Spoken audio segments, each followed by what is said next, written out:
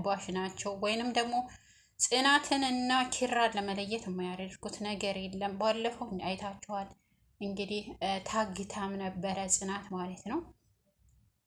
አሳግተዋት ነበረ። ያም የሆነበት ደግሞ ኪራን ሲሉ ማለት ነው። እና ደግሞ ቤትም ያው ብዙ ነገር አርጋታለች፣ አዋርዳታለች፣ ሰድባታለች።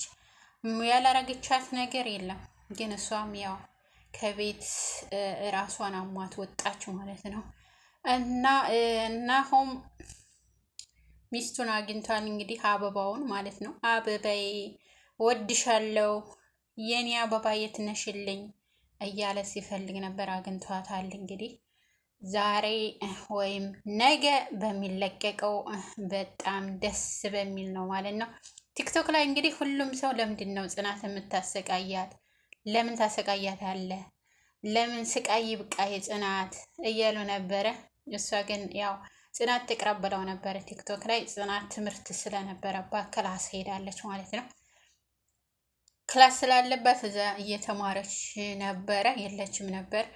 እነኚህ ሶስቱ ነበሩ እና ሌሎች ደግሞ አጃቢዎቻቸው ዳይሬክተራቸው እና አጃቢዎቻቸው ነበሩ። ሳሎን ማለት ነው። ሳሎን ተቀምጠው ኪራ ብቻ ነው የወጣው።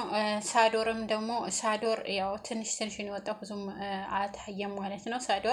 ሳዶር ናና እናውራ ብላው ነበረ ሰኒ ወይም ደግሞ እና እሱ አልቀረበም፣ አላወሩም። ያው ግን ጌም ስጫወቱ ሀና አሸንፈች ማለት ነው። ማለት ሰኒ ማለት ነው። በሰኒ ነው አብዛኛችሁ የምታውቋት እንግዲህ፣ ወይም ደግሞ በኪራ ማለት ነው የምታውቁት። ትክክለኛ ስሙ ዳዊት ነው። ያው ቤተሰቦቹ ያወጡለት ተምሮ ተመርቋል ማለት ነው። ጽናትዬ እንግዲህ ያው አልጨረሰችም ትምህርቷን፣ ሰኒም እንደዛው አልጨረሱም ትምህርታቸውን ማለት ነው። ይህን ድራማ የሚሰሩት ያው ትምህርታቸውን እየተማሩ ነው።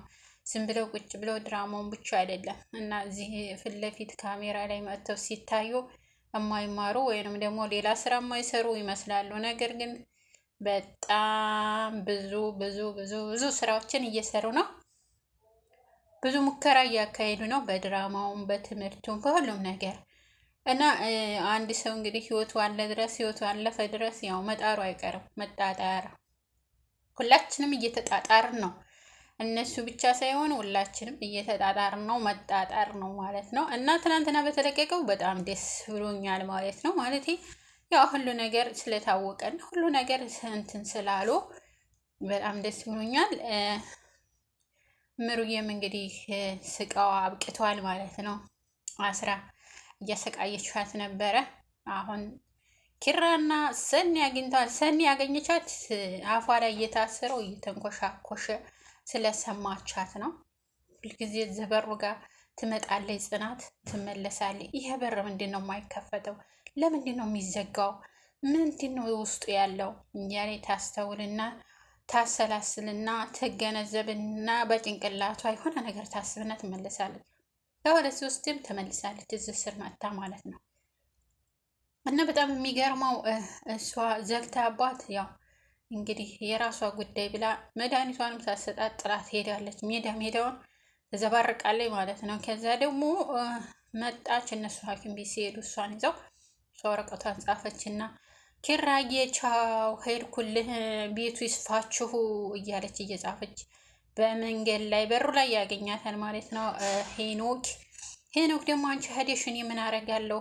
ኪራ ጆሮ ግንዴን ሳይለኝ በጊዜ ከቤቱ ወጥቼ ሊሄድ ብሎ ተነስቶ ጓዙን ጠቅልሎ ሁለቱም ማንም ሳያስወጣቸው ማንም ሳይላቸው ሄዱ ማለት ነው። የኪራ አባት እንግዲህ ሀሴትን እንዳገባለት ቃል አስገብቶ ነበር።